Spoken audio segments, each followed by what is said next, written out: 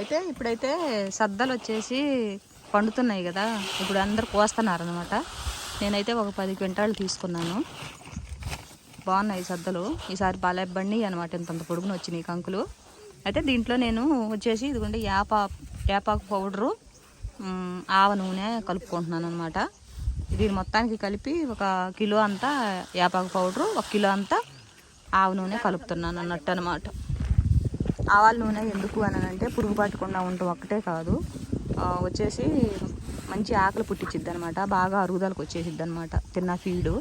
ఈ అందున కొత్త సద్దలు కదా, ఆవాల నూనె వేసుకుంటే చాలా మంచిది అనమాట.